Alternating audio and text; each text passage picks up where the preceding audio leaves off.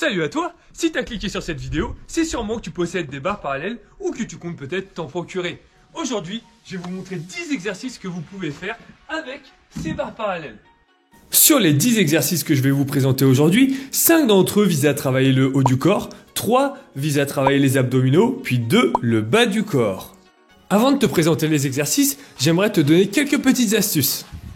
Si tu as des poignets fragiles comme les miens, je te conseille vivement de dépenser quelques euros pour des bandes qui te permettront d'éviter de nombreuses blessures. Je te mets le lien dans la description au cas où. De plus, ce genre de barre parallèle n'a généralement pas un bon grip. Et c'est pourquoi je te conseille également d'utiliser de la magnésie pour éviter de glisser et de te retrouver dans une mauvaise position lorsque tu fais tes exercices. Ça se trouve pour 3-4 euros. Allez, on démarre avec le premier exercice, le grand classique des barres parallèles. Je vous présente les dips. Avant de décoller tes jambes, pense à bien repousser tes épaules vers le bas. Ensuite, fléchis tes bras pour descendre et repousse dans tes mains pour remonter. Attention à garder tes coudes serrés et à ne pas envoyer le buste trop vers l'avant. Pour finir, évite de tomber dans tes épaules et repousse-les toujours vers le bas. Attention à bien pousser vers le bas et non pas vers l'extérieur, ça pourrait faire basculer tes barres. Cette erreur arrive fréquemment au début. Cet exercice travaille majoritairement deux groupes musculaires. On retrouve surtout les pectoraux et les triceps. Deuxième exercice, on continue avec les pompes inclinées. Place tes deux mains sur les barres en faisant attention à ne pas casser tes poignets. Les pieds reculés vers l'arrière, les épaules bien fixées vers le bas. Fléchis tes bras pour descendre ton buste au niveau de tes mains, puis repousse tes paumes de main pour remonter. Ce qui est bien avec les barres parallèles, c'est qu'il est possible de descendre plus bas que le niveau de ses mains pour aller chercher un petit peu plus d'amplitude. Si jamais t'es vraiment chaud, tu peux aussi essayer les pompes inclinées avec les pieds sur la barre. Mais je te préviens, je suis pas responsable de quelconque blessure. Grâce à cet exercice, tu vas surtout renforcer tes épaules et tes pectoraux. On enchaîne tout de suite avec le troisième exercice haut du corps qui n'est autre que des tractions australiennes. Place-toi sous la barre, jambes tendues, mains en pronation, talons au sol et épaules décollées.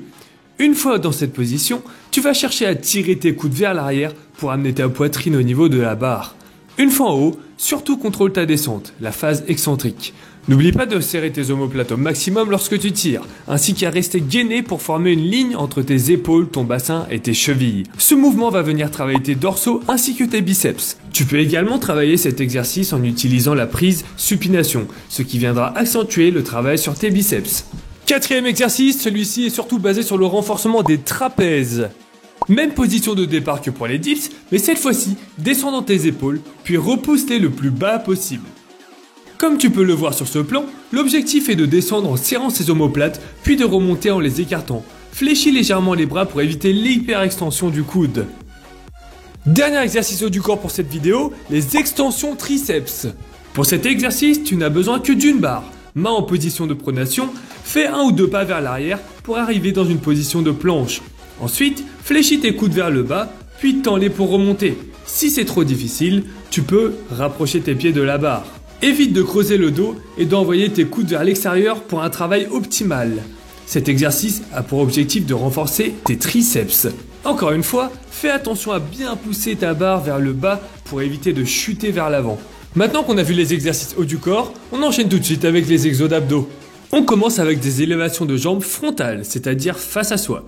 Les deux mains bien au centre des barres, les épaules toujours bien basses, ramène tes genoux vers ta poitrine en aspirant le nombril, puis redescends. Pour un peu plus de difficulté, tu peux aussi l'exécuter jambes tendues. Attention, tu devras gérer un petit peu plus ton équilibre sur celui-là. Ces deux variantes sont parfaites si tu veux des abdos visibles. Cette fois-ci, ce sera les mêmes exercices mais travaillés en isométrie, c'est-à-dire en statique. Celui-là est légèrement plus difficile que le précédent. Une fois tes genoux à la poitrine, tu vas essayer de tenir le plus longtemps possible sans bouger. Si tu y arrives facilement, tu peux directement passer à la position jambes tendues, plus communément appelée le L-sit. Tout comme les exercices statiques, il te faudra un bon mental pour éviter de lâcher la position dès le moindre signe de fatigue. On termine les exos d'abdos avec les montées de bassin, en tout cas c'est comme ça que je les appelle. Cet exercice un petit peu atypique va te permettre de renforcer tes abdos du bas ainsi que travailler ta proprioception. Toujours avec tes mains bien placées au centre de tes barres, repousse tes épaules vers le bas, puis monte ton bassin en gardant tes bras tendus. L'objectif final est de monter ton bassin à la même hauteur que tes épaules. Fais attention à ne pas casser tes poignets pour ne pas te blesser. Tu peux également essayer de faire le même exercice en gardant les jambes tendues, ce qui reste encore une fois plus difficile. Ce mouvement va également te faire travailler les épaules. On arrive maintenant à la dernière partie de cette vidéo qui comprend les exercices de jambes. Excellent pour te renforcer les quadris, les fessiers et les ischios, je te présente les squats bulgares. Pour cet exercice, tu n'as besoin que d'une barre. Place un pied derrière toi sur la barre, la distance entre tes pieds doit être d'environ 1 mètre. Fléchis ta jambe avant pour descendre tes hanches vers le bas, puis repousse dans ton talon pour remonter. Garde les hanches bien de face, ainsi qu'un bon gainage pour éviter tous les petits mouvements parasites. On termine avec les squats pistoles assistés.